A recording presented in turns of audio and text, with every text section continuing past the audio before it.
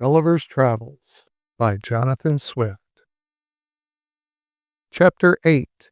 The King and Queen make a progress to the frontiers. The author attends them, the manner in which he leaves the country very particularly related. He returns to England. I had always a strong impulse that I should some time recover my liberty, though it was impossible to conjecture by what means, or to form any project with the least hope of succeeding. The ship in which I sailed was the first ever known to be driven within sight of that coast, and the king had given strict orders that if at any time another appeared, it should be taken ashore, and with all its crew and passengers brought in a tumbrel to Brobdingnag. He was strongly bent to get me a woman of my own size, by whom I might propagate the breed. But I think I should rather have died than undergone the disgrace of leaving a posterity to be kept in cages, like tamed canary birds, and perhaps, in time, sold about the kingdom to persons of quality for curiosities. I was indeed treated with much kindness. I was the favorite of a great king and queen, and the delight of the whole court. But it was upon such a foot as ill became the dignity of humankind. I could never forget those domestic pledges I had left behind me. I wanted to be among people with whom I could converse upon even terms and walk about the streets and fields without being afraid of being trod to death like a frog or a young puppy. But my deliverance came sooner than I expected, and in a manner not very common, the whole story and circumstance of which I shall faithfully relate. I had now been 2 years in this country, and about the beginning of the third, Glumdalclitch and I attended the king and queen in a progress to the south coast of the kingdom. I was carried, as usual, in my traveling box, which, as I have already described, was a very convenient closet of 12 feet wide, and I had ordered a hammock to be fixed by silken ropes from the 4 corners at the top to break the jolts when a servant carried me before him on horseback, as I sometimes desired, and would often sleep in my hammock while we were upon the road. On the roof of my closet, not directly over the middle of the hammock, I ordered the joiner to cut out a hole of a foot square to give me air in hot weather, as I slept, which hole I shut at pleasure with a board that drew back and forward through a groove. When we came to our journey's end, the king thought proper to pass a few days at a palace he has near Glumdalclitch, a city within 18 English miles of the seaside. Glumdalclitch and I were much fatigued. I had gotten a small cold, but the poor girl was so ill as to be confined to her chamber. I longed to see the ocean, which must be the only scene of my escape, if ever it should happen. I pretended to be worse than I really was, and desired to leave to take the fresh air of the sea with a page whom I was very fond of, and whom had sometimes been trusted with me. I shall never forget with what unwillingness Glumdalclitch consented, nor the strict charge she gave the page to be careful of me, bursting at the same time into a flood of tears, as if she had some foreboding of what was to happen. The boy took me out in my box, about half an hour's walk from the palace, towards the rocks on the seashore. I ordered him to set me down, and lifting up one of my sashes, cast many a wistful, melancholy look towards the sea. I found myself not very well, and told the page that I had a mind to take a nap in my hammock. which I hoped would do me good. I got in, and the boy shut the window close down. To keep out the cold, I soon fell asleep, and all I can conjecture is, while I slept, the page, thinking no danger could happen, went among the rocks to look for birds' eggs, having before observed him from my window searching about and picking up one or two in the clefts. Be that as it will, I found myself suddenly awakened with a violent pull upon the ring, which was fastened at the top of my box for the conveniency of carriage. I felt my box raised very high in the air, and then borne forward with prodigious speed. The first jolt had like to have shaken me out of my hammock, but afterward the motion was easy enough. I called out several times as loud as I could raise my voice, but all to no purpose. I looked towards my windows and could see nothing but the clouds and sky. I heard a noise just over my head, like the clapping of wings, and then began to perceive the woeful condition I was in. That some eagle had got the ring of my box in his beak, with an intent to let it fall on a rock, like a tortoise in a shell, and then pick out my body and devour it. For the sagacity and smell of this bird enables him to discover his quarry at a great distance, though better concealed than I could be within a 2-inch board. In a little time I observed the noise and flutter of wings to increase very fast, and my box was tossed up and down like a sign in a windy day. I heard several bangs or buffets, as I thought given to the eagle, for such I am certain it must have been that held the ring of my box in his beak. And then, all of a sudden, felt myself falling perpendicularly down for above a minute, but with such incredible swiftness that I almost lost my breath. My fall was stopped by a terrible squash that sounded louder to my ears than the cataract of Niagara. After which, I was quite in the dark for another minute, and then my box began to rise so high that I could see light from the tops of the windows. I now perceived I was fallen into the sea. My box, by the weight of my body, the goods that were in, and the broad plates of iron fixed for strength at the 4 corners of the top and bottom, floated about 5 feet deep in the water. I did then and do now suppose that the eagle which flew away with my box was pursued by 2 or 3 others and forced to let me drop, while he defended himself against the rest. He hoped to share in the prey. The plates of iron fastened at the bottom of the box, for those were the strongest, preserved the balance while it fell, and hindered it from being broken on the surface of the water. Every joint of it was well grooved, and the door did not move on hinges, but up and down like a sash, which kept my closet so tight that very little water came in.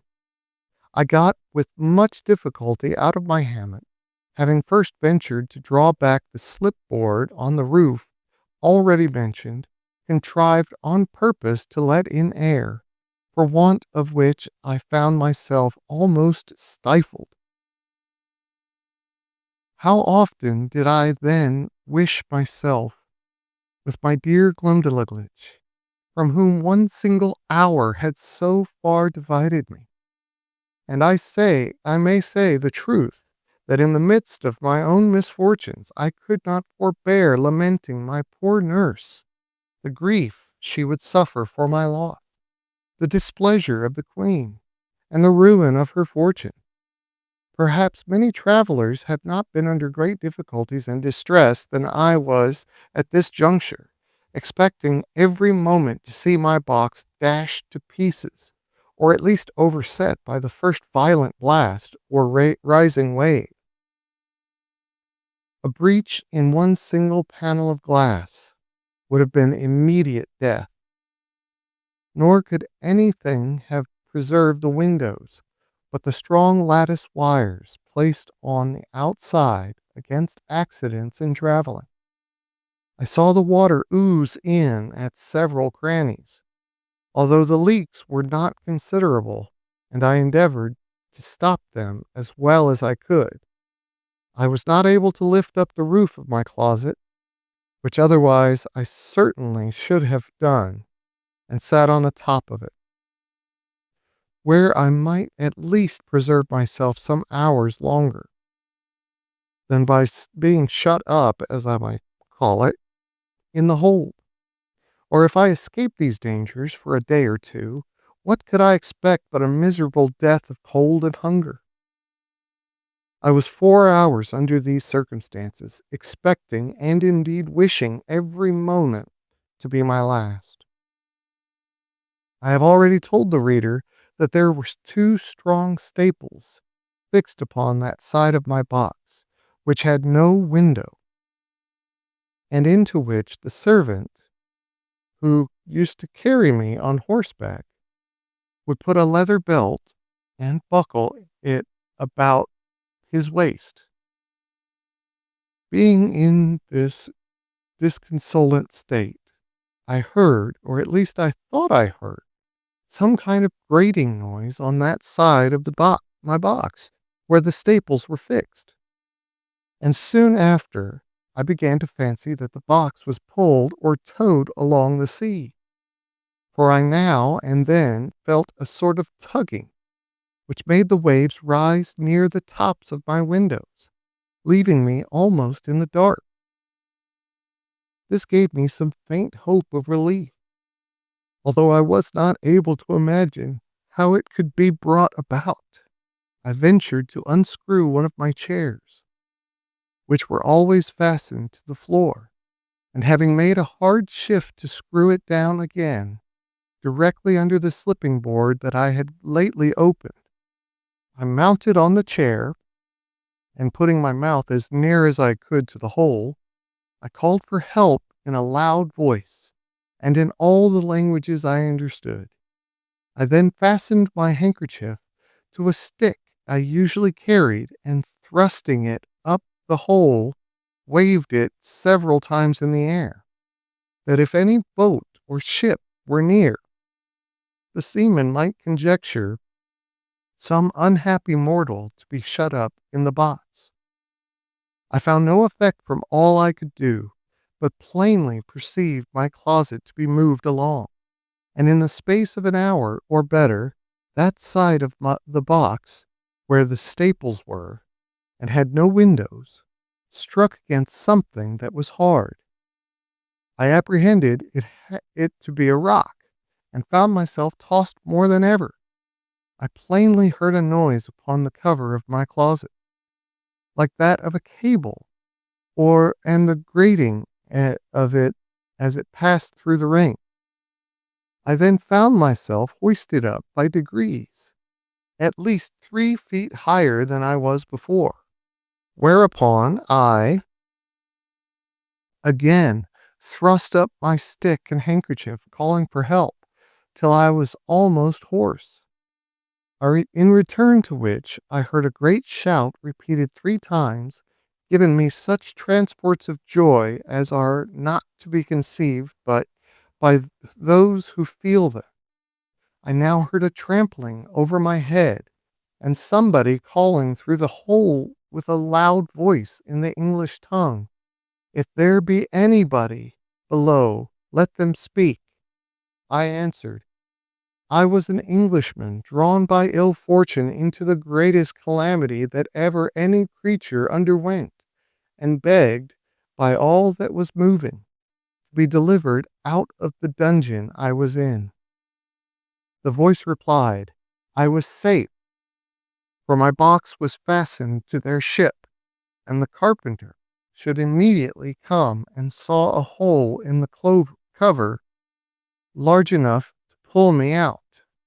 I answered that was needless, and would take up too much time, for there was no more to be done, but let one of the crew put his finger into the ring, and take the box out of the sea into the ship, and so into the captain's cabin.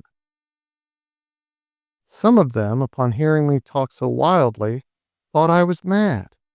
Others laughed, for indeed it never came into my head that I was now got among people of my own stature and strength.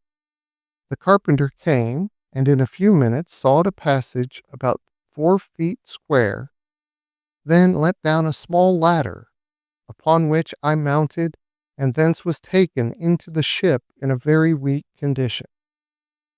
The sailors were all in amazement, and asked me 1,000 questions, which I had no inclination to answer. I was equally confounded at the sight of so many pygmies, for such I took them to be, after having so long accustomed mine eyes to the monstrous objects I had left. But the captain, Mr. Thomas Wilcox, an honest, worthy Shropshire man, observing I was ready to faint, took me into his cabin, gave me a cordial to comfort me, and made me turn in upon his own bed, advising me to take a little rest, of which I had great need. Before I went to sleep, I gave him to understand that I had some valuable furniture in my box, too good to be lost. A fine hammock, a handsome field bed, 2 chairs, a table, a cabinet, that my closet was hung on all sides, or rather quilted, with silk and cotton, that if he would let one of the crew bring my closet into the cabin, I would open it there before him and show him my goods. The captain, hearing me utter these absurdities, concluded I was raving. However, I suppose to pacify me, he promised to give order as I desired, and going upon deck, sent some of his men down into my closet, whence, as I afterwards found, they drew up all my goods and stripped off the quilting. But the chairs, cabinet, and bedstead, being screwed to the floor, were much damaged by the ignorance of the seamen, who tore them up by force. They then knocked off some of the boards for the use of the ship, and when they had got all they had a mind for, let the hull drop into the sea, which by reason of many breaches made in the bottom of the and sides, sunk to rights. And indeed, I was glad not to have been a spectator of the havoc they made, because I am confident it would have sensibly touched me, by bringing former passages into my mind, which I would rather have forgotten. I slept some hours, but perpetually disturbed with dreams of the place I had left, and the dangers I had escaped. However, upon waking, I found myself much recovered. It was now about 8 o'clock at night, and the captain ordered supper immediately, thinking I had already fasted too long. He entertained me with great kindness, observing me not to look wildly or talk inconsistently, and when we were left alone, desired I would give him a relation of my travels, and by what accident I came to be set adrift in that monstrous wooden chest. He said that about 12 o'clock at noon, as he was looking through his glass, he spied it at a distance, and thought it was a sail, which he had a mind to make, being not much out of his course, in hopes of buying some biscuit, his own beginning to fall short. That upon coming nearer and finding his error, he sent out his long boat to discover what it was. That his men came back in a fright, swearing they had seen a swimming house. That he laughed at their folly, and went himself in the boat, ordering his men to take a strong cable along with them, that the weather being calm, he rowed round me several times, observed my windows and wire lattices that defended them, that he discovered 2 staples upon one side, which was all of boards without any passage for light. He then commanded his men to row up to that side, and fastening a cable to one of the staples, ordered them to tow my chest, as they called it, toward the ship. When it was there, he gave directions to fasten another cable to the ring fixed on in the cover, and to raise up my chest with pulleys, which all the sailors were not able to do above 2 or 3 feet. He said they saw my stick and handkerchief thrust out of the hole, and concluded some unhappy man must be shut up in the cavity. I asked whether he or the crew had seen any prodigious birds in the air about the time he first discovered me, to which he answered that, discoursing this matter with the sailors while I was asleep, one of them said he had observed 3 eagles flying towards the north, but remarked nothing of their being larger than the usual size, which I suppose must be imputed to the great height they were at. And he could not guess for the reason of my question. I then asked the captain how far he reckoned we might be from land. He said, by the best computation he could make, we were at least 100 leagues. I assured him that he must be mistaken by almost half, for I had not left the country whence I came above 2 hours before I dropped into the sea, whereupon he began again to think that my brain was disturbed, of which he gave me a hint and advised me to go to bed in a cabin he had provided. I assured him I was well refreshed with his good entertainment and company, and as much in my sense as I ever was in my life. He then grew serious, and desired to ask me freely whether I were not troubled in my mind by the consciousness of some enormous crime, for which I was punished, at the command of some prince, by exposing me in that chest, as great criminals in other countries have been forced to sea in a leaky vessel, without provisions. For although he should be sorry to have taken so ill a man into his ship, yet he would engage his word to set me safe ashore in the first port where we arrived. He added that his suspicions were much increased by some very absurd speeches I had delivered at first to his sailors, and afterwards to himself in relation to my closet or chest, as well as by my odd looks and behavior while I was at supper. I begged his patience to hear me tell my story, which I faithfully did, from the last time I left England to the moment he first discovered me. And, as truth always forces its way into rational minds, so this honest, worthy gentleman, who had some tincture of learning and very good sense, was immediately convinced of my candor and veracity. But further to confirm it, all I had said, I entreated him to give order that my cabin should be brought, of which I had the key in my pocket, for he had already informed me how the seaman disposed of my closet.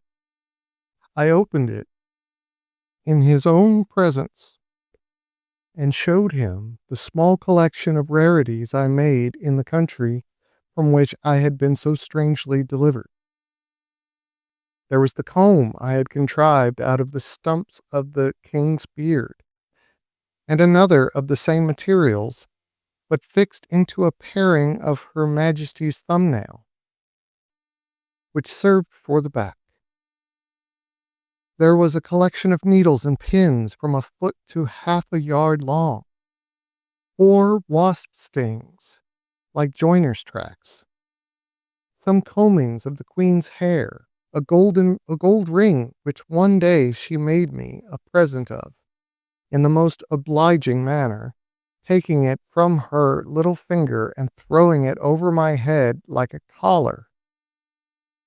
I desired the captain would please to accept this ring in return for his civilities, which he absolutely refused. I showed him a corn that had cut off with my own hand from a maid of honor's toe. It was about the bigness of Kentish pippin, and grown so hard that when I returned to England, I got it hollowed into a cup and set in silver. Lastly, I desired him to see the breeches I had then on, which were made of a mouse's skin. I could force nothing on him but a footman's tooth, which I observed him to examine with great curiosity, and found he had a fancy for it. He received it with abundance of thanks, more than such a trifle could deserve. It was drawn by an unskilful surgeon in a mistake from one of Glumdalclitch's men, who was afflicted with the toothache. But it was as sound as any in his head. I got it cleaned and put it into my cabinet. It was about a foot long and 4 inches in diameter. The captain was very well satisfied with this plain relation I had given him, and said he hoped when we returned to England, I would oblige the world by putting it on paper and making it public. My answer was that we were overstocked with books of travels, that nothing could now pass which was not extraordinary, wherein I doubted some authors less consulted truth than their own vanity, or interest, or the diversion of ignorant readers, that my story could contain little beside common events, without those ornamental descriptions of strange plants, trees, birds, and other animals, or of the barbarous customs and idolatry of savage people, with which most writers abound. However, I thanked him for his good opinion, and promised to take the matter into my thoughts. He said he wondered at one thing very much, which was to hear me speak so loud, asking me whether the king or queen of that country were thick of hearing. I told him it was what I had been used to for above 2 years past, and that I admired as much at the voices of him and his men, who seemed to me only to whisper, and yet I could hear them well enough. But when I spoke in that country, it was like a man talking in the streets to another looking out from the top of a steeple, unless when I was placed on a table or held in any person's hand, I told him. I had likewise observed in another thing, that when I first got into the ship and the sailors stood all about me, I thought they were the most little contemptible creatures I had ever beheld. For indeed, while I was in that prince's country, I could never endure to look in a glass, after mine eyes had been accustomed to such prodigious objects, because the comparison gave me so despicable a conceit of myself. The captain said that while we were at supper, he observed me to look at everything with a sort of wonder, and that I often seemed hardly able to contain my laughter, which he knew not well how to take, but imputed it to some disorder in my brain. I answered, it was very true, and I wondered how I could forbear when I saw his dishes of the size of a silver 3d, a leg of pork hardly a mouthful, a cup not so big as a nutshell. And so I went on, describing the rest of his household stuff and provisions after the same manner. For although the queen had ordered a little equipage of all things necessary for me, while I was in her service, yet my ideas were wholly taken up with what I saw on every side of me, and I winked at my own littleness, as people do at their own faults. The captain understood my raillery very well, and merrily replied with the old English proverb, that he doubted mine eyes were bigger than my belly, for he did not observe my stomach so good, although I had fasted all day. And continuing in his mirth, protested he would have gladly given £100 to have seen my closet in the eagle's bill, and afterwards in its fall from so great a height into the sea, which would certainly have been a most astonishing object, worthy to have the description of it transmitted to future ages.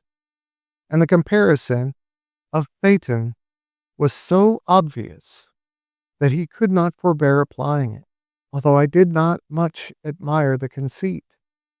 The captain, having been at Tonquin, was, in his return to England, driven northeastward to the latitude of 44 degrees and longitude of 143.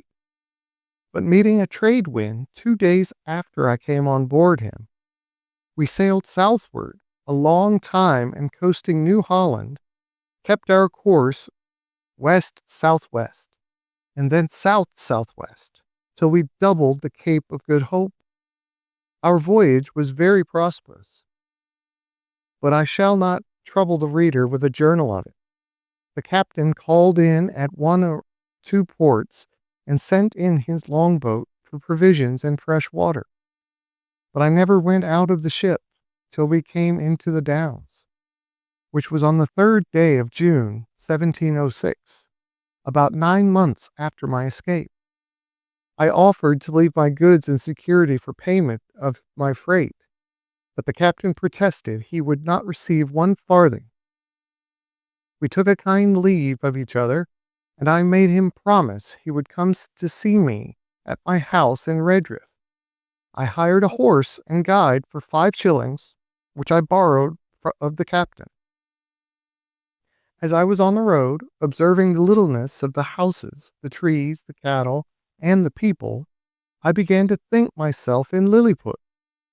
I was afraid of trampling on every traveler I met, and often called aloud to have them stand out of the way, so that I had like to have gotten 1 or 2 broken heads for my impertinence. When I came to my own house, for which I was forced to inquire, one of the servants opening the door, I bent down to go in, like a goose under a gate, for fear of striking my head. My wife ran out to embrace me, but I stooped lower than her knees, thinking she could otherwise never be able to reach my mouth. My daughter kneeled to ask my blessing, but I could not see her till she arose, having been so long used to stand with my head and eyes erect to above 60 feet. And then I went to take her up with 1 hand by the waist. I looked down upon the servants and 1 or 2 friends who were in the house, as if they had been pygmies, and I a giant. I told my wife she had been too thrifty, for I found she had starved herself and her daughter to nothing. In short, I behaved myself so unaccountably that they were all of the captain's opinions when he first saw me, and concluded I had lost my wits. This I mention as an instance of the great power of habit and prejudice. In a little time, I and my family and friends came to a right understanding, but my wife protested I should never go to sea any more, although my evil destiny so ordered that she had not power to hinder me, as the reader may know hereafter. In the meantime, I here conclude the second part of my unfortunate voyages.